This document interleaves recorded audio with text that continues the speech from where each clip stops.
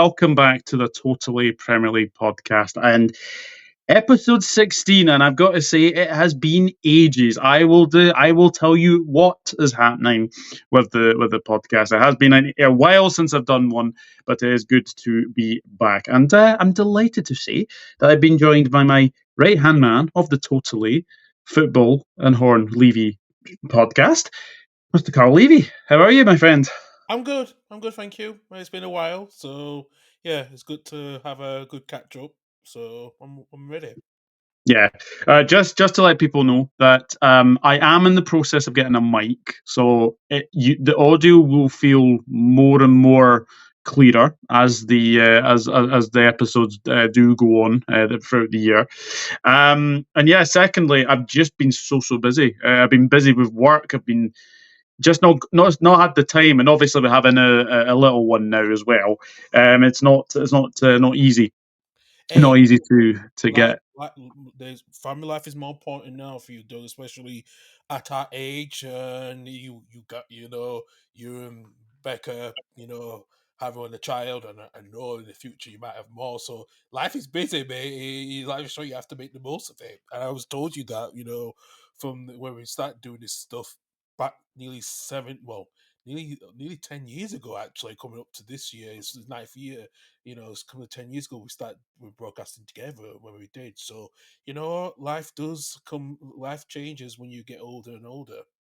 Yeah, absolutely does. Absolutely does. So usually at the start of the show, I do like to get people to put in their questions, and I have actually had a couple of questions. Now, obviously, people will know that Mr. Karl Levy is a Leeds United fan. So my first Edwards question, Levy. I have changed my name though, so I'm not. Edward Levy. Yes, apologies, Karl Edwards Levy. So my question is from Mr. Owen Thomas. Now, Owen, hello, Cop on podcast. If you are listening to this, big shout out to you. He's asked, so the Premier League after next season is going to scrap the current rules that try to curb financial doping. His question to you is, if Leeds manage to re-establish themselves as a Premier League club, will they eventually be able to compete with the oil state clubs? And he's added to that, he worries about Liverpool in that regard. So will you be able to re-establish yourselves as a Premier League club?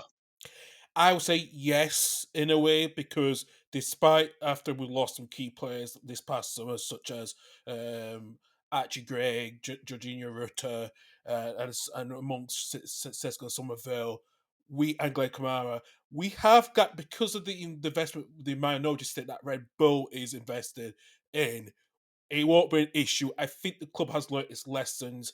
I think we did recoup a lot of money over the summer of other players as well. So we are in a more financial stable place. So that will change. I think next season we will be able to invest because we got the 49ers are also a group of investors that is behind the scenes, just not just the Battle family / York family. There's other investors in part of it, part of the club as well. But with Red Bull, we have with them having it been in a minority stake. Will be fine. I don't think we need to extend us. They don't think they're going to extend the stake. They want to keep Leeds as Leeds United as it is. They don't want it to do like the Red Bullification as they are. So, and then from what I'm hearing, that Jurgen Klopp's got no links with Leeds now as the global soccer off for Red Bull. So, to be quite honest, yeah, that's different. I think we will have money to invest. There will be certain players that will come back on loan next season, i.e., Jack Harrison and Ramsey Christensen. But I think the latter is likely to stay at Eintracht Frankfurt on a permanent deal. That is going to happen. So Leeds will be able to compete because we still have the parachute payments, even though next season it will be wiped off. So we'll be in a more stable place, secure financially. We have got investments to do next summer. Yeah, and especially as well, you look like you've got an owner now that actually knows what he's doing. I think we all know from what happened with the Raziani days. We all know what those were happening. So I think you are a more stable club now. And obviously, I've been watching the Championship a lot, and a big win for you guys against Sunderland the other night as well. So I think it's looking like you are going to potentially be coming straight back up.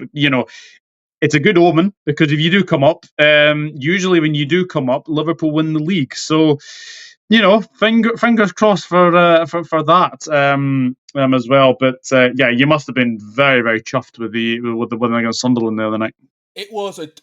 Listen, this game was so vital because we're in the reverse fixture back in October when that mistake from Messier when the ball spin in front of him and sort of equalised at the last of the death. We knew that they were going to come in and they were going to try to be more counter. And like I said, the goal from Isidore, the first one, we thought, okay, this is going to be tough, But the substitutions of Rothra and Pascal Struijk, it made a huge difference. Rafa assisted the two goals to get for Leeds to strike headed in, and it's always within the last 15 minutes. We always win. If we're 1-0 down, it's usually the last 15 minutes. I think prior to that, we only had one win this past season. We were 1-0 down before on Monday night, so it was a huge win. And I think when I was saying this to Michael Bowers, and I said to him when we did our preview last week, it was always going to be a tough game because these two teams should be a Premier League fixture, and I think he did say the way Sunderland has been because of the draws like they got the last few weeks against Plymouth and Watford. I think he was very disappointed how the game it should have been a draw, which I could understand. I agree, but that was important for Leeds to get back up ahead of Sheffield United, who would play against on Monday night away from home. I think after this, we don't have any much teams in the top four. We've got teams within the outside the playoffs and the bottom half. So we are a little bit more comfortable. I think Burnley will still have to play Sheffield United at Turf Moor. So, and also Burnley also still in the FA Cup. So it gives us a bit of a relaxed time. We can't go like it was last season when we drew at Watford after the international break. But we beat Watford this time around, so we have to be very well careful and make sure. I think this time, because we're more as a balanced team than we were last season, I think that's what's helped the difference why we've got a very good core squad as well as on the bench as well. Yeah, absolutely. And shout out to my cousin, Graham Allen, as well. He's asked, well, I'll ask this one first because he's actually said this. Could Manchester United be relegated? Question mark. I'll predict they finish in the bottom five, but could it happen? Well, funny you say that, Graham. Manchester United are currently 15th. Now, I know that it's quite funny. Obviously, as a Liverpool supporter and obviously as a Leeds supporter, it must be very very funny to see them down there. I'll say this: I don't think they'll be relegated. I think you look at the teams in and below them. I think Ipswich, Leicester, and Southampton are definitely worse off than them. You could argue Wolves are all right, but I think it's quite funny. Rio Ferdinand came out and said he's very very worried with Manchester United's fixtures. The only team he could see them winning against is Leicester, which is quite surprising when you actually say that because Manchester United actually have Ipswich on Wednesday, and it's got to be said, Carl, that Man United fans really should be looking over their shoulder. I know people say that. I know there's obviously a 12-point swing between them and Ipswich, but if Ipswich were to get a result against Tottenham and get a result against Manchester United next Wednesday, then they're right in it. They could be, and I think this has been the issue with Man United season. And I was listening to what Rafa Varane said earlier this week in the Athletic. He talked about the way how Ten Hag was behind the scenes. That 1 minute he will listen to you, the next minute he will not listen to you, and he was surprised the way he got an extension. It rubbed a few people wrong in the squad completely, especially looking at Marcus Rashford, Jadon Sancho, and vice versa. I think there was questions of 1 minute that I think Variety when he questioned him, he said okay, and Ten Hag said okay, he dropped him. And I think now seeing what's going on behind the scenes, financial, what's going on with Ineos, they're cutting back on of the so many jobs, more than 300 jobs. They're actually looking at they're cutting back not just that, but also they've ended the relationship with Sir Ben Aisley with the America's Cup boat thing. There's rumors that they could be cutting back on the Formula One with Mercedes. Mike Mercedes could be buying the stake back.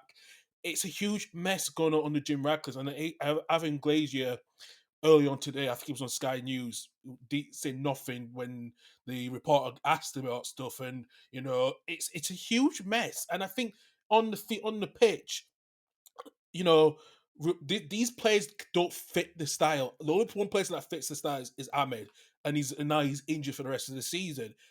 The squad at the moment is not good enough for Manchester United, and I just think to myself, you know, you're trying to make things work when the morale is at all-time low all over the club, from the playing staff, the first team, the men's, from the women's, about their future. Every single thing is all up in the air at the moment at Old Trafford. The future of the state of Old Trafford, if they're gonna rebuild and renovate through public funding, through the government funding.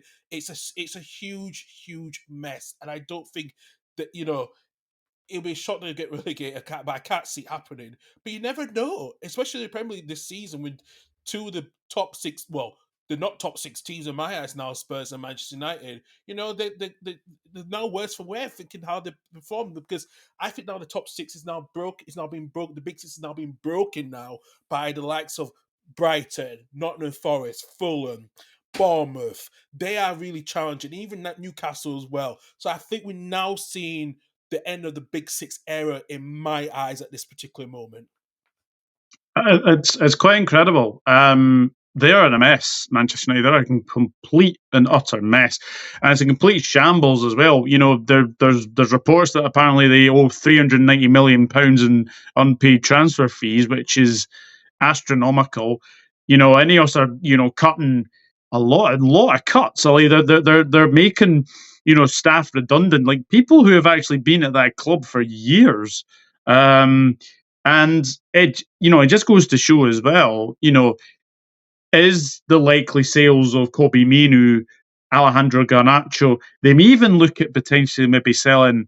I know Ahmed's obviously signed a new contract, but whoever gave Casemiro a £350,000 £1,000 a week contract, they need to have their head washed, because seriously, like, some of the decisions of that club is baffling, and I think Ineos have been more temperamental than really, real favour to Manchester United. I honestly cannot believe how bad they actually are. And against Tottenham at the weekend, Garnacho one-on-one, he blazes over the bar. They just don't have a recognised striker. Højlund isn't the answer. I honestly, some of the signings that Ten Hag has made has been absolutely dross, and Højlund is definitely one of them. Yeah, I think Menu and Garnacho probably will be one of the assets that Manu will have to sell to reduce everything, because the debt it's still around near not fat 200 300 million pounds off the £1 billion debt mark, and that is the issue. And I think the way the clubs have run, and they've been focused much on too much of the commercial stuff and then the playing stuff. We thought Ineos was going to move away from that and try to, but they haven't. And the problem is with the cutting back of the cuts of all the staff who've been there for a long time. It's gonna kill the business. When you've paid £3 million to get Dan Ashford from Newcastle, and then you decide to pay to get rid of him, to pay a severance pay of £4 million. That is not good business plans to make a decision in this situation. And I just don't know who if Jim Ratcliffe's calling the shots. We don't know, if he's going to be selling off so much things going on with the sporting side of things, over than, because he has a sponsorship with Spurs as well. He's trying to cut that deal as well. So there's a mess between between Ineos of how much they invested. They've not got a significant return on the stuff they invested on completely. And they even they're selling off the cycling team as well that they bought off from Sky a few years ago. So it's a huge. I think they're now curbing back on the sports division. And I don't know if they will focus on Man United. The way they said they're not focusing on the women's team, they don't see it as a bigger bigger thing where it is vital because Man United women's team was called for years and years, and then now decided they want to turn its back on it. So it's just at the moment where the squad at the moment, it's not good enough. And I think it's going to take more than three, 4 transfer windows to make that change. And will Amarin get the time? I don't know. You never know what happens at Old Trafford, and since Fergie left, they have been in this peril. Yeah, they really are. They really are. And the one man I feel sorry for is Ruben Amorim. He has gone into a complete poison chalice there. Bad ownership, bad decisions, boardroom level, and yeah, the signings aren't great. It's a simple thing as that. We'll move away from Manchester United because we will obviously come on to the Premier League fixtures for the weekend. That is going to be very interesting to say the very least. But one more question from Graham: the new Champions League format should be scrapped and resort back to the old one? Question mark. Fewer games would be better for the players, and you wouldn't have Bayern and Real in playoffs for round of 16. Right, I'll answer this one first. I absolutely love the new Champions League format. It's given more and more games that are like really, really like level. Like you look at Liverpool, Real Madrid. Yes, you look at the trophies that Real Madrid have won compared to Liverpool Champions Leagues. You've got teams like Girona coming in there. Look at Celtic this season. Celtic have done really, really well. Very unlucky to lose to Bayern Munich. Yes, we get bored of Manchester City, Real Madrid. I think I think that's now 5 out of the last 7 seasons now we've had Real Madrid, Manchester City. But I think as a whole, we look at the results this time around. Italian clubs out, Juventus out, AC Milan out to Dutch opposition, Club Bruges as well. They've gone and beaten Atalanta, who many people thought may have had a chance of maybe going really, really far. So I think the unpredictability has been very, very good. When obviously the draw was made, it was long. It was very, very long. But I think the fact that it's like an automated system now, where you don't get the same games, where you get sort of different games, I think is very, very good. As a sort of an outsider, what have you made of the new Champions League format? Listen, there was a lot of. I was skeptical to see would it still have the big close qualifying easily. And it answered my question. No, it didn't. It gave some different teams like Club Bruges and Feyenoord, who did well to beat probably the 2 biggest Italian teams and PSV as well. It's for that matter. It's just it's the way it's changed. Yes, PSG knew they had to win, and they were in the bottom. They were in the bottom half of not qualifying, and they had to win 2 big games, and they had to win that one. And I think it's now worked because we're not getting the same fixture. Celtic, I think this was a big favour for Celtic. They were close to knocking back, to get to Bayern Munich to extra time before they equalised, and it was a sucker punch for Celtic. But it's shown that the format has started to work, and it's given people a lot of jeopardy. Thinking if you don't make it, there's other teams small teams can. And seeing Club Brugge doing something like to Atalanta, which I thought Atalanta was going to be one of the dark horses to get further in the competition. Turns out that I was wrong with that, and they've Feyenoord, to get that draw as well. And Juventus loses to PSV on Wednesday night. It's played a better thing, and I think now I think the format is working. We know there's questions about, is it going to be the Super League, the Super League light version? Yes, it is, but I think it's without all the like the closed doors. This is open for everyone to to get their chances. And even Brest, had got into the knockout playoff stage for the first time in their career in the Champions League. They never qualified for Euro, so we're now seeing the small teams that are getting a bit more chance and more exposure to say they can qualify if they can get good surprising results there in their favour. Is it too many games though? I mean, we've seen as well like 8 games into the Champions League, and it's not finished until sort of like the group stage example. Like you play like 8 games, and it doesn't get finished until sort of the end of January. Do you think it's too many games? 2 extra games is a bit too much. Yes, I think what they did in the Conference League, they made it 6 games, and I think that Hmm. format still works in that way, and I think it works anyway. I think it could work with the 6 games, and, I understand why 8 games because they want the more revenue and stuff, and I can understand that, but probably 6 games was enough because I know League Earn decided to reduce its league from 20 to 18, so they made a change on that one. La Liga and Premier League and Italy have not done that, and they don't want to do that, you know. But as I said, it could be at least 6 games. The 8 game format, I can understand it, but if it was 6 games, it would be a perfect way. It's still the same format, the format it was previously in the past. But maybe, they'll look at it in the near future to reduce it. We'll see. But I think the new format works. I just think they can do a bit of tinkering to try to look at, okay, let's just cut probably one or two, probably 2 games at least, just for player welfare safety. Yeah, absolutely. But yeah, guys, who are obviously, if you are listening to this, and if you are watching this, please let us know. Please let us know. Please let us know what we've discussed. And yeah, thank you for the questions, Owen, and thank you, Graham, as well. Right, well, we'll move on to the Premier League. And yeah, Aston Villa 2, Liverpool 2. Now, I I honestly am going to say this. I think everyone's barking mad. Um, you would obviously want an 8 point lead at this stage. Look, people will say yes, it should be 10. But if you actually look at the fixtures between Arsenal and Liverpool, Liverpool have 4 points against Aston Villa.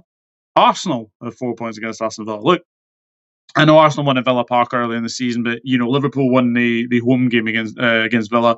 Obviously, drew the away game, and Arsenal obviously did vice versa. They won at Villa Park, and then they drew at the Emirates. But I don't think that's too bad a result, because if you actually look at the last sort of games, especially away from home, we've taken 14 points, which I think is really, really good to say, because yes, look, all right, Villa almost won last night, but as sort of an outsider, what do you think of that result? Well, do you know what? I thought because the fixture was rearranged, I thought it might have played in probably you guys had to play more games the last few days than Villa had done. So I thought it was going to be a close game, but I thought Liverpool could edge it a bit. I just think Villa, because of they get some certain key players back. They improve the defense. We've seen a bit of a small resurgence of Max Rashford, who's getting his chances a bit more better, But I think it's not bad that you're only about 7 points ahead of Arsenal. It's not a bad thing. I think you can say that as a Leeds fan, we still like 10 points ahead of Sunderland, or even 2 points ahead of Sheffield United. But I think for Liverpool's sake, it's not there's no need to fret. I think it's a good decent amount of points, where it's a good decent amount of guy. You don't need to, what's the point increasing it? And it's good blow off. Even though Arsenal just suffered another injury with not just Havertz, but Tomasiu is now out. He's now out for the rest of the season. So, but like I said, Arsenal will find the ways to do it. I think Liverpool is just, when you look at the questions like Darren Núñez is not taking his chances. I think he's been more wasteful. I think it's a question: is he worth the outlay that you paid for him to try? Was he going to be that long term replacement for? I don't know if it was for Sadio Mane. It would be better for me. No, it's a question: is wasting chances, and then the way he's been frustrated. And I think you know what can he do to be better clinical up front? That's why I don't think he's not starting much games at the moment, because when you got players like Salah, Gakpo, and Luis Diaz a bit more converted, more better than Nunes. I think that's a huge word for Liverpool. Is can he get Nunes on fire towards the end of the season? Yeah, I think Gakpo's been a big miss. Gakpo's been a big miss in these 2 games. Hopefully, he'll be fit for Manchester City. But yeah, look, I think it's a very good result away from home against a very, very tough team who are unbeaten at home since October. it was always going to be a tricky game tomorrow. Last night, it was always going to be a very, very tricky game, and I think when you look at Aston Villa, obviously Unai Emery wasn't too pleased with the scheduling of this. I fully get where he's coming from because I think Aston Villa, along with Liverpool, have a really busy schedule. We've obviously Villa in the Champions League draw on Friday, so it's going to be a very very tricky test. But no, Aston Villa, I thought they played well. I actually thought both teams played well. Draw was definitely a fair result. Yeah, Um, it'll be interesting to see how Marcus Rashford does because I think people are looking at the Marcus Rashford, which doesn't track back. And for Trent's goal last night, the one man that was actually meant to be marking Trent was Marcus Rashford. So United fans will say, well, this is the Marcus Rashford we've been seeing for the last 12, 18 months, doesn't track back, and just allows people to, go past him. So, I think in that instance, then, yeah, Man United fans will be like, oh, yeah, we told you so. But there is a player in there. There is a player in there, but I don't think he had his best night. no. And I actually think, I know this might sound a bit mad when, Trent has a tough game against Rashford. I thought he did okay against Marcus Rashford, but Yeah, he did decently last night. I was very surprised because he's not had a good record against them two. Not that good record against. He's not got a good record against Rashford, but I think he did okay last night, better than I thought he would be. So, yeah, absolutely. But the match week actually starts tomorrow evening, and yeah, this is a very interesting game. Well, I've got to say, Leicester City against Brentford. First things first. Obviously, Leicester are sitting currently 19th on 17 points. Brentford, have half more of that. They've got 34 points in 11th place. Now, I've got to be honest. The last away games Brentford have actually had. People will say, "Oh, Brentford have only had like three away wins like all season," but that was a huge win against West Ham because yes, West Ham, you know, as much as it was 1-0 for a long, long, long time in the game, Brentford should have been about 3 or 4 up at that point.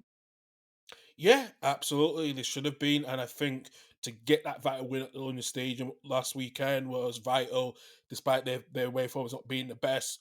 But what a goal from Kevin Schade. And I think there was always questions: was who's going to score the goals when Tony was left, and him, Wissa, Marembo have been quite good, decently or good up front.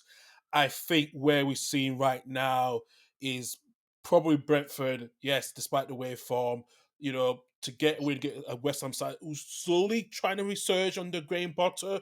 It was huge for Thomas Frank because I know he's trying to work in the way form this season. They've been terrific at home, which has been tremendous. But the way form is also vital to get certain points to for yourself to increase your position in the table in the Premier League completely. So it was a good win for Brentford, absolutely no doubt. Leicester, I thought against Arsenal they played well, but there was always that incentive that they would cave in eventually. Yeah, I watched a bit of that as well with the Leicester game last week against Arsenal. They did cave in a bit. I just think what's been going on at the club behind the scenes and the protest that happened last week against John Ruckin, the director of football, as well as the ownership as well, not being transparent with the transfer and stuff as well, and the financial situation.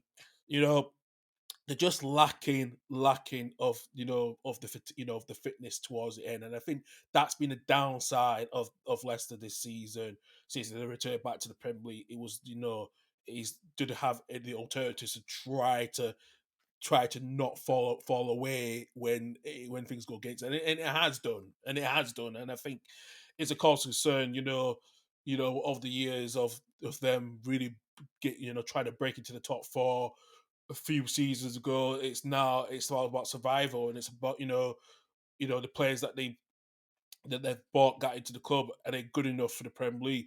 they're still a championship team. They're now a championship team in my eyes compared to where they were, when they won the FA Cup in 2021. So, in a matter of fact, I think it's a huge way for Ruud van Nistelrooy to get, of what he wants to do, because I think there was close. He was close to walking out with it, with not doing enough transfer business in the January window.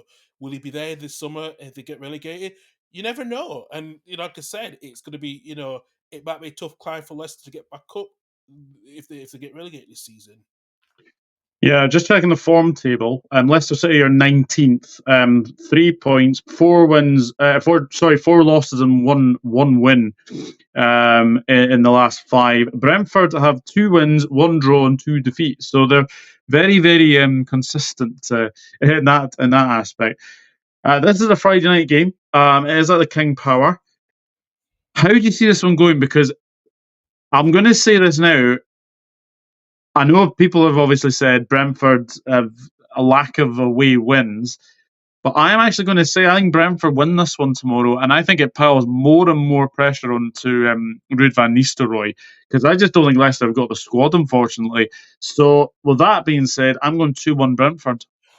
Yeah, I think what you just said, the fans of wrestlers, there's going to be more protests during the course of the season, and it's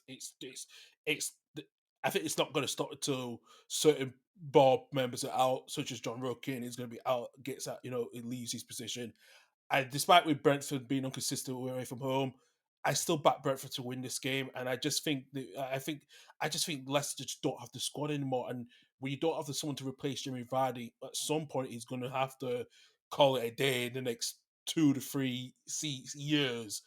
I just think now, I think Brentford will just come away with a winning 3-1 tomorrow night. I really cannot see how Leicester can get back, can try to find a way to stay up the season.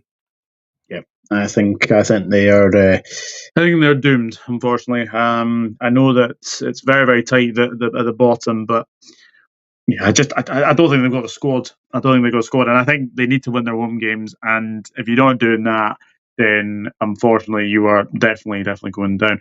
We'll move on to the 12:30 on Saturday. Now, if Manchester United thought that their run of real bad games continues, well, the last place you want to be going at 12:30 on a Saturday afternoon is Everton. Everton against Manchester United, Goodison Park.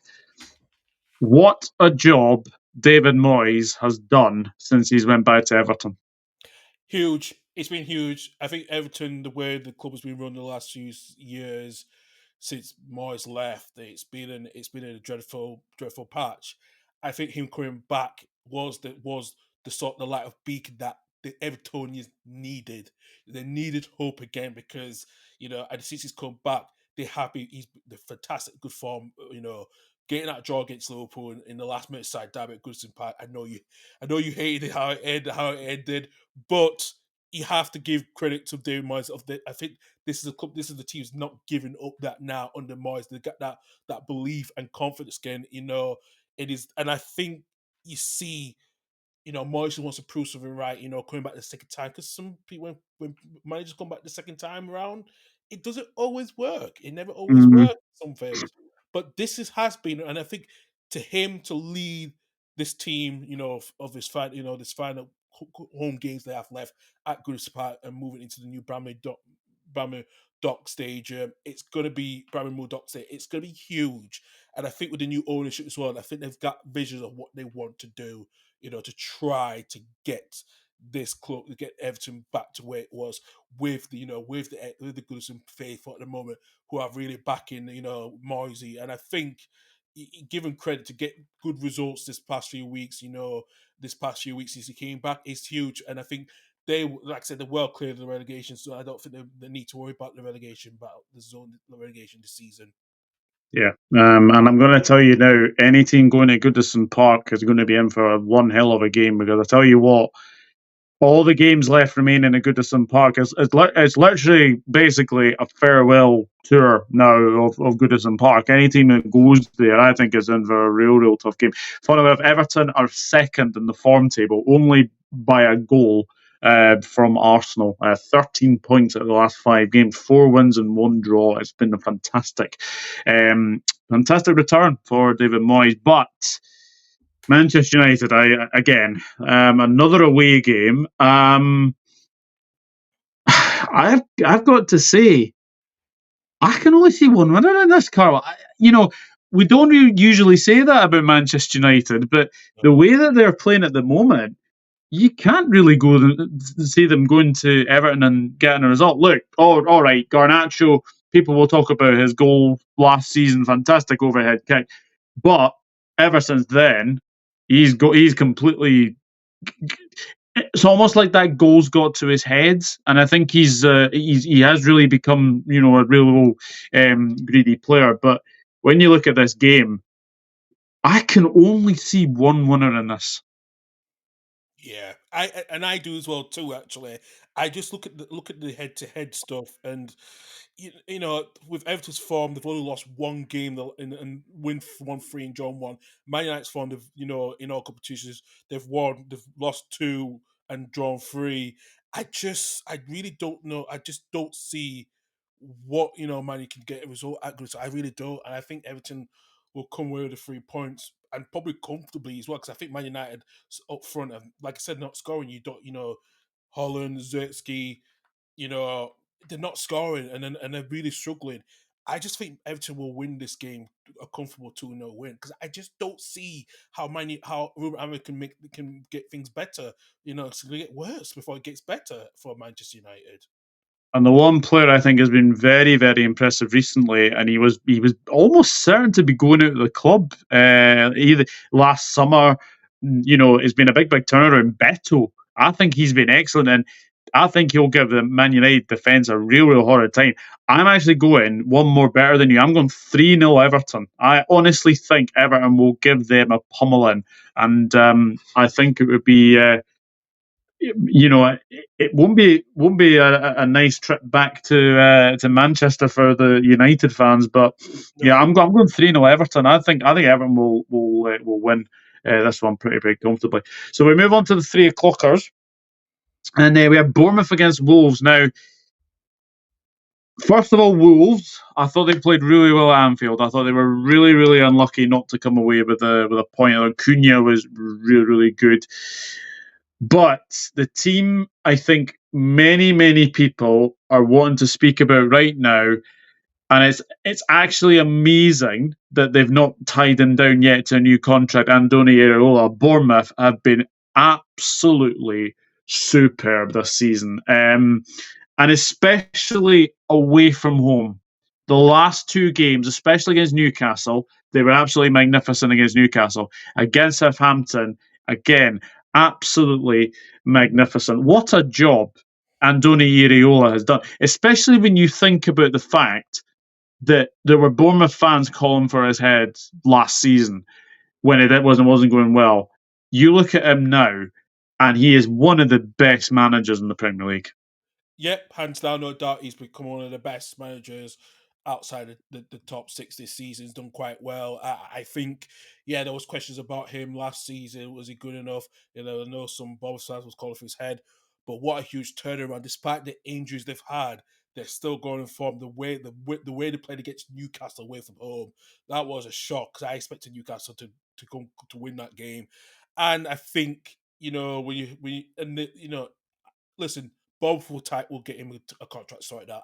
I think that's happening behind the scenes. I think he will sign an extension, which will have a big compensation package for any other club that wants to approach him. They're gonna have to think carefully. Would you want to pay the money? If so it's gonna be very interesting. And I think I will give him credit because we were linked with him a couple of seasons ago. Before we got relegated. I think him going to Bournemouth made the right decision. It was the right fit for him as what how the club is like at rather kind of small ground, intense fans all over on 4 sides of the pitch, and he's done quite well with of the players that he's been getting, and I think the players that who have been playing quite well, such as Quattro and Cliver, have been tremendous. They have been scoring goals. They've been scoring goals for a centre with with their club record um, club record striker Evanescence is out for the rest of the season. So they're there, and I think can they get into the Champions League? Hey, it's a tough ask. I'm not going to lie to you, but you never know. But they are going to get into Europe this season, no doubt about that. I think they've got the right manager who think is going to fit the long haul, and that will lead hopefully Bournemouth with what they're doing at the moment. And I think once they get the plans of the new, they're trying to build a new stadium, and more, and so forth. I think they're going to be a force to reckon with because I don't see them being relegated for the next couple of seasons now. No, I think they're going to establish themselves as a Premier League club. I really do. And I think as well, they're sitting fifth at the moment. Temporarily at the weekend they could go fourth, so that would be very, very good. Especially, obviously, they obviously need results to go their way, etc. But to potentially finish the weekend on fourth, I think would be very, very, very, very good. But as we said, Wolves definitely do need the points. I mean, it's. I think Vitor Pereira has done a good job since he came in. Certainly, steadied the ship, but they will still be looking over their shoulders of obviously Ipswich and then Leicester City. But it's it's a 3 o'clock kickoff at the Vitality. So how do you see this one going? I think both will win this one. I think it'll be a tough game, but I think both will come away with a. I'm going to go 2-1 to Bournemouth, just about. I think Wolves will give them a chance. I think like they played against Liverpool last weekend, they will have a chance to get a point. I think they will lose, but not as bad. I think both will find a way to win 2-1. Yeah, I'm going 3-1 Bournemouth. I think Bournemouth will win this one. Well, Arsenal play West Ham. Now, this fixture last season, Arsenal did actually lose 2-0 to West Ham, so could lightning strike twice. But Arsenal will be buoyed about the fact that Liverpool did drop points against Aston Villa. They are 8 points behind, so they could cut the gap to 5 points. But is this now a case of Arsenal just need to scrape results? Because I felt against Leicester, I felt the attacking prowess that they had, Sterling, Trossard, and Ethan Nwaneri. By the way, he is a talent. That Nwaneri, but it was almost like pass the ball to Nwaneri and expect something to happen. It felt like that, and I mean, poor Raheem Sterling. He's just fallen off a complete cliff now. As Raheem Sterling. So I think now the fact Arsenal haven't signed a striker could potentially come back to haunt them. But did you feel any time Arsenal were trying to attack was always going through Nwaneri? Yeah, I really did, and it was like that. Is that your only plan? What's plan B? What's plan C? If you can't get to one area, where do you pass it to? And I think the problem is because Sterling cannot play as a false nine. They say he's dropped. I can't. I thought Mickey Moreno is more better fit to play in that false nine role than Trossard. I think even Trossard can do it, but I think Trossard needs to play on the left or on area on the right. So I think now Mikel Arteta's gonna have to make a big decision. You play Moreno this weekend on the fortnight up front on Saturday. It's going to be huge. So I think they need to make sure, especially look, because they didn't sign a striker in January, because of Gabby Jesus is out with ACL, and I just think, and Kai Havertz is out, same injury. It's a double whammy with the space of a few weeks. The two players are out with the same injury, and you didn't sign a striker when, yes, I know you had to pay a bit more of the premium because it's the January transfer window, but sometimes what are you trying to do? I think what Arteta's trying to do is do what Pep did the first 3 or 4 seasons when he was at Man City manager, when he was at Man City, of playing a false nine. And false nine, we thought always used to win the titles, but you need a proper goal scorer like a poacher, like Haaland, who gets you to the title eventually. And I think that's what Mikel Arteta is doing in the same situation. So at some point, if they don't win against West Ham this weekend, you question are thinking, what's the point playing a false nine? Why would you just play like a strikeless position where you play a bit more midfield players? Who could but that's it. But it's hard at the moment how the Arsenal fans be frustrated of of the last two windows. There'd be three windows actually. We said we Mm. striker, and I think they've missed that opportunity again. And I don't know, especially with the players like Ben Sesko, who's linked with them, who linked with them. Is he going to be there, or he could go somewhere else? One thing is, it ain't going to be Barcelona in a way because Barcelona have to sell players to try and track because they need someone to replace Lewandowski. So there is going to be a lot of suitors for him this summer. Look at what Colo Maroni's done at Juventus. He's been a big difference. Why did Arsenal not get a player like him from PSG? That did surprise me. You could have got a direct Mm. loan with no obligation to buy at the time. You could just see how it goes. And look what he's doing at Juventus, Colo Maroni, and he's been a revelation since he joined at the Allianz Stadium. Yeah, West Ham is the manager bounce over for Graham Potter? I think it is now. I think it is because he knows expectations now, especially losing the last two games. I just feel like maybe for him, if he just hopefully they don't get in a relegation battle towards the end. If he can just get a couple of points over the 30-point mark at least, I think he's fine. I think he just needs to focus for next season and just try to just get through the rest of the season and then work way to the summit of the investment of what West Ham needs to do. Looking at West Ham's squad, it's just look, they've had a lot of injuries, which has been affected them. I think Evan Ferguson, he was talked about being probably one of the best wonder kids coming through the Premier League, and he's lost his way a bit, not getting in for Brighton. But I think I think the honeymoon's ended completely at the London Stadium. I think the West Ham fans just need to now just back the club now, back the players now, because the honeymoon's with Whipper, just to get through towards the end of the season and see where you guys are going to be going towards the summer. Yeah, absolutely. So, how do you see it going? I'm going to say this now. I think the Emirates will be a nervy place on Saturday. Um, I'm going to go for them to scrape this 2-1. Yeah, I'm gonna scrape it with I'm gonna go a 1-0 win for Arsenal. They'll just scrape it I cannot see West Ham scoring, but I think Arsenal will not score a lot of goals. I think they are gonna struggle because of the strikerless option they don't have on the table. Yeah, and it'd be interesting to see if it's sustainable enough. And I'm not sure. I'm not sure if they can sustain that all season. We have a London derby, Fulham against Crystal Palace. Now, again, another team that's really done well this season, Fulham. I mean, Marco Silva's done a magnificent job, to say the very, very least. But there's goals all around this Fulham side. You look at the back, Calvin Bassey, Joachim Anderson. You've obviously got Anthony Robinson, who's coming in with a lot of assists at the moment. He'd probably been the best left back. I know there's an argument of obviously like left backs this season. The lack of really good left backs. I think he's been probably the best, if we're being honest. Yeah. Then you look for the midfield. You got Adama Traore, Harry Wilson. Then you look up front. You got Muniz and Raul Jimenez.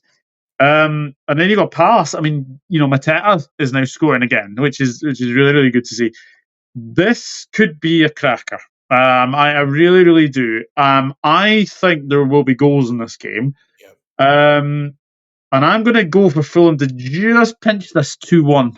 I think it is a really, really difficult game to predict, but just think Craven Cottage, Fulham for me, I think win this one 2-1. Listen, with both of these teams, are just, Crystal Palace started poorly and all with everything, but they've had a really good resurgence. They're about the 13th. They're comfortable now.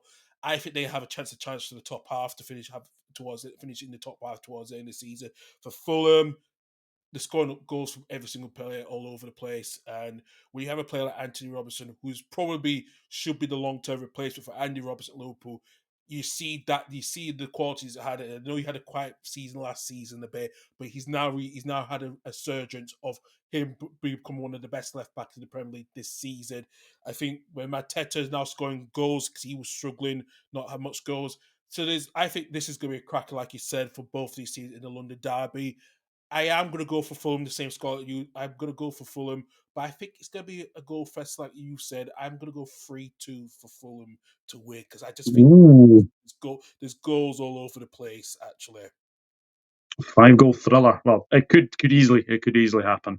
It's certainly going to be a very interesting game. Ipswich, big result for them against Aston Villa, getting a 1-1 draw. I think that was a really good result. Obviously, Tottenham did beat Manchester United, of course. However, and I do say this, however, Alex Palmer, the goalkeeper for Ipswich, he was absolutely magnificent against Aston Villa. I don't know how many saves he had. And all right, he did concede in the end to Ollie Watkins from a Marcus Rashford free kick that actually went off the crossbar. But there was one save I think he just clawed with his left hand. He just did not want to be beaten, and it just went to show. But I think we've kind of seen this season. Ipswich definitely do have a goalkeeping problem. I've never been convinced with Muric. I don't know about you. I was really surprised they bought him, to be honest. yeah, I wasn't convinced by Muric as well. He's been error prone this season of not, being with not with his distribution and his shot stopping and handling is not being there. A surprise how it was, paid a lot of. How much did they pay for him? It was quite a bit more than Uh, it was more than either more than 5 million? I don't know 5 million, actually. yeah, around about 5 million. Yeah, at least it was not double figures because you questioned that you overspent for a goalkeeper for Munich. But for Palmer to come in and actually did a incredible game over this past weekend when he could have catch a clean sheet, but unfortunately the goal hit the crossbar. Go from But as I said, look, Ipswich, despite where they are, they're not. I know they've lost Man City 6-0 a couple weeks ago. But be honest with you, they've been fought in the games. They've been in games, so that's no Hmm. doubt about it. And look, this was always be like another Luton, for example. But I think with Ipswich, they have a bit more. They'll have more depth if they get relegated. They have more depth to challenge next season than what Luton is. I was watching a video about Luton, the fall from them. They start this season, even though they beat Plymouth early this week, but it's just the hope for Ipswich will not be in that situation because they will always have a plan if they don't if they lose some players, and also reinvest. So for that matter, it's gonna be I think Palmer's probably will be the best goalkeeper for the rest of the season. And for Spurs, mainly, listen, to get that win against Man United, especially with two teams being in the bottom half of the table, it was a must-win game for either of the season. Spurs needed that win. I know James Madison's had his critics, especially Roy Keane, this past season to get the score the winner in the game. And I think, look, Mateus Tell, I think he's just, yes, he's not scored goals, he's had missed chances, but I think that's what Spurs needed. They needed someone that was a bit more confident.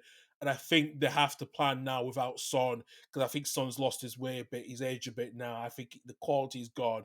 I think for Ange Postecoglou to get that win, it's taken a big target off his back, but there's still a lot of issues what Spurs needs to do, especially the loss to Ipswich in the home fixture back in November, losing 2-1. So I think at the moment, as long as Spurs, I think top have only won the last 6 away games against Ipswich. Back in 1994 under Ozzy Ardiles, so that record is been there for a long time. Spurs need to win at Portman Road to win the first game in over 30 years. It's quite, but then again, they haven't played each other for a long time. With that being said, I'm going Ipswich. I'm going 2-1 Ipswich. I think there's one result this week that could be absolutely massive at the bottom end of the table, and I think this could be it. I honestly think. I think when I look at Ipswich, when I look at Leicester, Ipswich have more about them. you've obviously got Liam Delap there. You've got obviously Amari Hutchinson. You've got obviously Jack Clark. You've got Wes Burns. You've obviously got Leif Davis as well. I think that the signing of Palmer was needed. I think they needed a good goalkeeper in the months of sticks. And Spurs are Spurs. Spurs are Spurs. Yeah. But they're very inconsistent. But I am actually going to go 2-1 Ipswich. I think they will do the double over Tottenham. I think they will do the season, Doug. I'm not gonna lie. I think, look, listen. I don't know why other clubs didn't go for Liam Delap, and especially, yeah. Do you know what? He might be a big asset to sell next season, and especially if you're a Tottenham Hotspurs fan, you might want to look at him thinking, bloody hell, he can. So that's gonna be good for concern. But I think Spurs are Spurs, like you just said. I just think they will lose to Ipswich this weekend. I'm gonna go 2-1 as well. 2-1 Ipswich. Southampton, Brighton. Well, this is a local derby. Well, kind of. Yeah. It's a derby. As a South Coast derby, we'll say. Is it a case of just when now we Southampton to go down? Because if I'm being honest, all right, they might scrape past that 11 points. They were only 2 points behind. Yeah. But they just can't. They can't score goals. They can't defend, and the writing's on the wall for Saints, isn't it? It is, and then now some fans are questioning: was it sacking Russell Martin a mistake? That's what so few fans are now even questioning. Now, I just think, look, when they got promoted, of the months over all clubs that promoted clubs like Ipswich and Leicester, I thought it was a saving grace for Leeds United because we didn't know how bad it was going to be for those teams, and it is. And like I said, they are 2 points away, from trying not to break that record what Derby's had since 2007-8 is to be 11 points. But it's just when they're going to get relegated, and I think I just looking at the table now, I'll give it another 4 to 5 games at least, probably 6 tops to confirm the relegation because I just cannot see them getting close to Ipswich and Leicester. They're quite far out, and it is one of the worst assembled teams ever to come up, be promoted back actually as well. And I think the ownership needs to look at themselves in the mirror thinking, should they have sacked Russell Martin a lot sooner or should they have kept him? But the thing is, looking at Russell Martin, he was still going to play the same way. So I think there was Yeah. no chance that, they will still, lose. They will still lose a lot more games, but it's inevitable when it's going to happen. And it needs best for South fans, they want to happen sooner so they can start getting in the championship. Because what they will do, they'll have the parachute money again. And they also will have a bit more of they sold a lot of more players last season, the season before, for a huge amount of money. So to technically, they'll probably be comfortable getting back up again next season. But it's just, at this moment of time, the writing was already on the wall for months and months. Yeah, I mean, I'm just looking at the table. They're 10 points adrift at the moment. 13 games to go. I think they are obviously looking at Wolves potentially to try and get up there, but again, they've got to try and get past Ipswich and Leicester, and I think as well, Southampton's run of form actually has been really, really poor, and I do question the sacking of Russell Martin.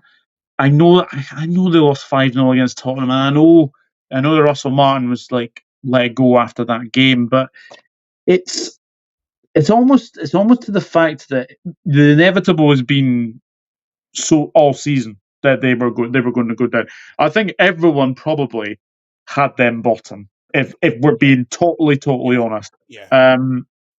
But yeah, Brighton are an interesting one. I mean, they had a very good win against Chelsea. Let me just say that 3-0 against Chelsea. That's a really, really good result. I know Chelsea, and we will get on to Chelsea in a wee bit. I know they've not been on the best of form, but again, just like Everton, Manchester United, you can only see one winner in this. You can do. I think Brighton's got a very good record. They've unbeaten in beaten in the first 7 games against against the last 3 games have been unbeaten against Southampton. So the last 3 results they've won 3-1 back in 2022 away at Southampton, and in 2023 at home they've drawn against Southampton as well. But Southampton have now been winless in the last 6 games against Seagulls completely, and I think you can see a foregone conclusion where this is going to really go. I think Brighton will have a field day against Southampton on Saturday. I just think it will be a 3-0 win for the Seagulls completely. Yeah, I've gone 3-0 as well. I just think it'll be a walk in the park for Brighton, and yeah, Southampton definitely looking over their shoulder. And then Saturday night game is a very interesting one. Aston Villa against Chelsea. Now, fair play to Aston Villa. I thought they were really, really good against Liverpool. Needed that performance as well after the disappointment against Ipswich. Chelsea. Let me just say that no one's in 9 out of a possible 27 points, which is very, very disappointing form for Chelsea. Are you fearing for Enzo Maresca? Because there is reports potentially that he is planning next season with Chelsea, which does surprise me when you actually look at the fact that yes, they've got Todd Bowley as an owner, and Chelsea in the past do sack managers. I think it's quite safe to say. I'm obviously I know we were obviously thinking about the championship earlier on in this pod, but Watford, they sign managers for fun as well. Do you fear for Maresca? It's a hard one. I just think because they got a project Chelsea, but they didn't get a striker. Where especially with Nicholas Jackson is now injured and Cole Palmer's not scored in the last nine games or so. It's a huge role. You let João Felix go to AC Milan. There's a huge issue with Chelsea. He was asked about back in before Boxing Day around Christmas period. Were Chelsea in the race title race? He said no. He was, and that is true. They were not, and they are not. I think for them, especially, they spent over 1.2 billion pounds since Todd Bowley, came to the club back in 2022. I think not getting a striker in January, where you're trying to rely on Darren Washington, Fofana and Matt Gulu, who are not their quality. They're still young, and they're not their quality to score double figures. So they are struggling with this one. I think Maresca is probably will be there next season, but I think he'll be more under pressure if they don't start well, next season, and that's a huge question. I think they need to realize that who is Chelsea going to get in? That's another question if that happens. Mm-hmm. I think the squad it should be more focused. But I know they're trying to trim down the squad, but I think if they do next season, they have to not buy another set of not say overpriced players, but yes, in a way, in some ways they have. They're Yeah. not playing them, so they're going to have to do another selling point and bring in players. They're going to play Russian roulette again. Yeah, it's quite simple, and as well, obviously Jorgensen's replaced Sanchez and goal. I mean that needed to have been done a long, long time ago. Robert Sanchez is the Chelsea equivalent of having Simon Mignolet in goal. Like, look, Mignolet was a good goalkeeper, but he wasn't good enough to be that title winning goalkeeper. If you know what I mean. Obviously, what Liverpool have now in Alisson. So I think Chelsea are looking, for that goalkeeper to be just that really, real, that just that piece in the jigsaw that helps them. But I think night time at Villa Park, I'm going to go 3-1 Aston Villa. I think Chelsea are in a real, real rut at the moment, and it remains to be seen when they can get out of it. Yeah, I do as well, but I just think Chelsea won't score. I cannot see Chelsea scoring. I know Villa have not been the best defensive record that they were last season, the season before, Mm-hmm. but I feel like Chelsea won't score again this weekend. I really don't. I just feel like Villa will just try to get a clean sheet for the first time in probably the last few games. Probably the third clean sheet they'll be all to get all in the season. So I'm going for a 3-0 win for Aston Villa because I cannot see how Chelsea can with the lack with ice cold Palmer is ice cold not scoring at the moment. You got you're not playing Nkunku as you expected to. So I think Chelsea are a bit in a situation where they're going to go through they're going for a long blip for the time being until further matters. Yeah, absolutely. There's two games on Sunday. Newcastle United against Nottingham Forest. Now, what I will say, last week against Manchester City, Newcastle were absolutely dreadful. I Yeah, thought they were really, really, really poor. I know a lot of people, myself included, I thought they would have gone there and actually given Man City a good game, but they were just picked apart in that game. Nottingham Forest, I know they lost to Fulham, but again, I think you look at that game, and that could have easily been a draw in that game. And Chris Wood's having a magnificent season, like that's 17 or 18 league goals this season, which is incredible for a 33-year-old. Now, Forest did actually win this game last season, if you remember, and Chris Wood actually got a hat trick yeah. against Newcastle. Do you think Newcastle have one eye on the Carabao Cup? And do you fear that their form could dip slightly? I think yes, in a way, because after losing to Man City so badly, when I thought it was going to be a close game like it has been in the last few seasons, I did not expect them to play so poorly at the Etihad on Saturday, and I just think they're, they're taking the eye off the bottle on the league positions at the moment and focusing on the League Cup, which I think is the wrong time to do that. And I think, look, where Chris Ruder has been scoring goals for fun for him in his now coming into the early to mid-30s is tremendous. Especially, I think he's now the all-time scorer his all-time scorer well, not just for New Zealand but also for his as an only New Zealand player scoring loads of goals for fun now in the Premier League. I think he's now the top scorer from a New Zealand point background now in the Premier League. I just think what's happened with Newcastle, the last few results, they lost to Fulham at home, which was it should have been. It should have, and like I said, fair play to Fulham. They deserved the win at home, but it's certain results when you're taking so much of the emotions against us in the first two legs of the Carabao Cup. That plays a huge factor because they nearly got knocked out against Birmingham City in the FA Cup just the other week as well. Mm, So as I said, I just think the form it's just they're just losing a bit the dip at this moment where they are even a even though they've only scored one goal more than Nottingham Forest, but Nottingham Forest are now 6 points ahead. So the Newcastle need to win to close the gap because, like I said, that fifth place is going to be the extra position for Champions League, and Newcastle need that more than anyone else or the top four. They need this more than anyone else because if they miss out, it's going to be another financial fair play. It's going to be messed up with the transfer window this summer. yeah, absolutely, and doesn't get any easier when they go to Anfield for the dress rehearsal on Wednesday. So, yeah, like I think I look at this game and usually you would back Newcastle, but I'm back in Nottingham Forest. I think they'll get the same result that they got last season. I'm going to 3-1 for Nottingham Forest. Oh, I'm going to go one less, but I think Nottingham Forest will win against Newcastle. I'm going 2-1. 2-1.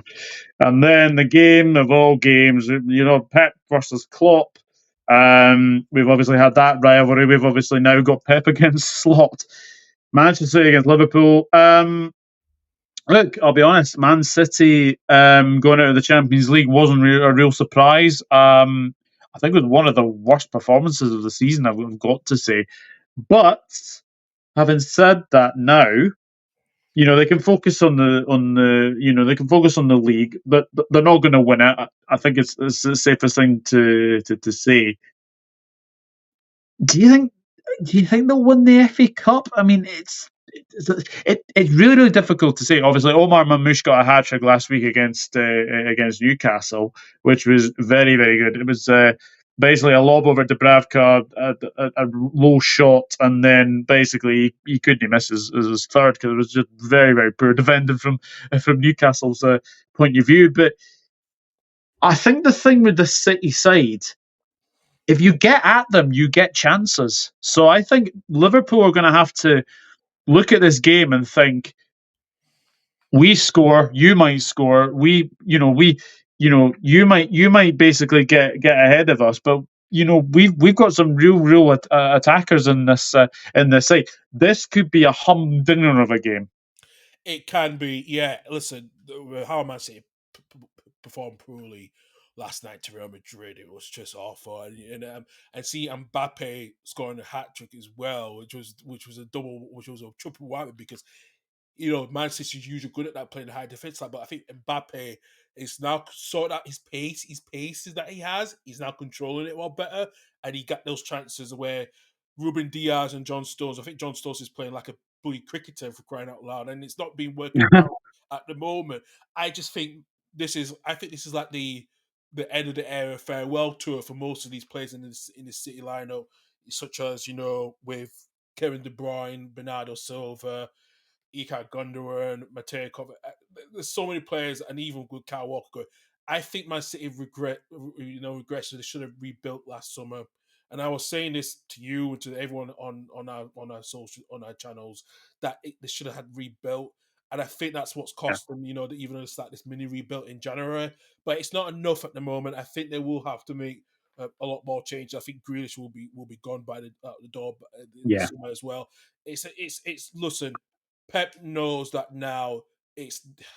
I don't think they will win the FA Cup. They will win the FA Cup, but it'll be unconvincing in a way. As long as it's Man United, the only team I can see that could do well is probably Aston Villa or Newcastle at the moment, where things are at the moment, because they're the only teams that I see them who have a good chance of winning it. But I just think with Man City, it's more about the top four now for them, and especially financially as well, because we'll know about the 115. Well, we'll wait to 130 charge point, which I feel like they're not going to get. They won't be deducted points, but they'll be charged, but they won't be deducted points in the way from what it sounds like after the recent ruling about the APT rules are now changing. So it sounds like, but I think for Man City, it's going to be tough for them if they can get the result against Liverpool. It'll be tough. It will be. It's an aging squad, isn't it? I mean, you look at Manchester City, and I look at most of them players in that team. Ederson, I think, is going to be away. I think Stones or Ake will probably be gone. Bernardo Silva, I think, is going to go. I think, De Bruyne, he's earned his time in the Premier League, so let him go. Let him go to Saudi, get his well deserved, money as well. And then I look at like Grealish. He's just there's players in this team. Yes, they've won lots of things. We say that now. They have won lots of things. But you look at that team, Pep has got a massive, massive rebuild coming up because, I think it's the end of the cycle for this team. I think is the safest thing to say. We've seen in the past as well. Teams like Liverpool, the Mane, Salah, Firmino, that came to an end, unfortunately. We've seen the likes of like Henry and Bergkamp in past years as well. We've seen the Chelsea team that's really, that was very, very successful. All good teams come to an end at some point, and it feels like this is the Manchester City time for this team to come to an end. And look, I think when you look at that game against Real Madrid, it's the manner of the defeat as well. Like, I think as well that the way it's not so much the way they've been losing games; it's the manner of basically they go ahead and then they let the lead slip. And this is the thing with Manchester City as well. You don't do that against Real Madrid. You do this against Liverpool. Look, I'll be honest. Liverpool haven't been the best defensively at the moment this season. At the moment, Yeah. but I think this is a game we look at, and I think if you attack City, I think we get joy in this game. I really, really do. We haven't won at the Etihad since 2015, so it's 9 years. November the 21st, 2015 was the last time we won at the Etihad, 4-1.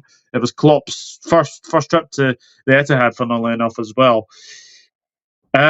So this is going to be like a chess match. This is going to be back, forth, back, forth, back, forth.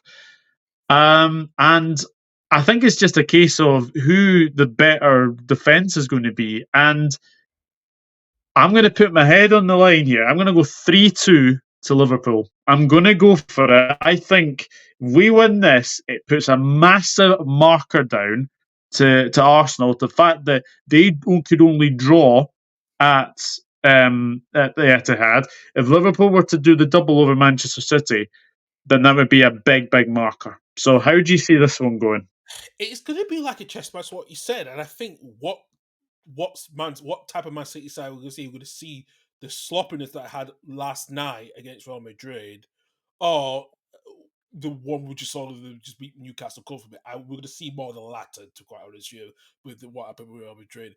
I think, like you said, it's the end of the life cycle, and Liverpool is kind of showing us that yes, you can extend the life cycle, but if you add the players around you, it makes it easier. Man City have not done that, and I think that's the questionable part now of how Man City need to do this summer. Especially, they're going to be selling probably more than 7 players at least to get to start all over again. It's going to be a new life cycle for Liverpool. If they get the draw, fair enough, but I think they are going to win this comfortably. I think it's going to be a 4-2 win for Liverpool because I think Man City I've got. It's just where does Man City stop the loads of sloppy goals conceding? And I don't think it will do for the next few weeks, especially now they're not in the Champions League, and then it'd be better for them if they got knocked out the FA Cup because it gives them a bit of time to gel the other new players that just come in to actually be better because they've been thrown into games where it's collateral damage. Yeah, absolutely. But we'll wait and see. We'll wait and see. And then obviously we have all the fixtures midweek as well to look forward to. Karl, it has been a pleasure to welcome you back onto the podcast. I'm very, very thankful for you to come on and do this episode. So yeah, tell the people where they can find you. Yeah, you can find me at the Totally Levy and the Whole Football Podcast on YouTube. I am back on this weekend on Saturday to do the Saturday show. I don't know about the Championship Review because of the upcoming game between Leeds away at Sheffield United, but I might let the usual suspects, Annie and Michael, do their thing. I'll probably be more behind the scenes. But yeah, as I said, you guys can find me on there. I am on Blue Sky as well, so you can find me there. I will send the details out. But as I said, I am hopefully, as I said, I'm hopefully back on this weekend at Saturday at 11 a.m. to discuss the recent results in the Champions League this past week, as well as the upcoming games in the Premier League. And you might see me there. You might see me there then as well. We'll see. Listen, you're a busy man. I always said I'm always okay on my own. I did do quite well with the viewing last week, actually, so I'm not too worried about that side of things. So, as I say, we'll see what happens anyway. So, but yeah, no, thank you for inviting me on. And it's been a while, so it was good to do this with you, and I appreciate it. No, you're very, very welcome. Guys, this will be on YouTube and it will be on Spotify, so please do go and check out YouTube and obviously Spotify as well. And yeah, we will see what happens over this weekend. And yes, I'm slowly getting back into this audio podcasting business as well. But for myself and Karl, until the next one, it is goodbye from us. Goodbye.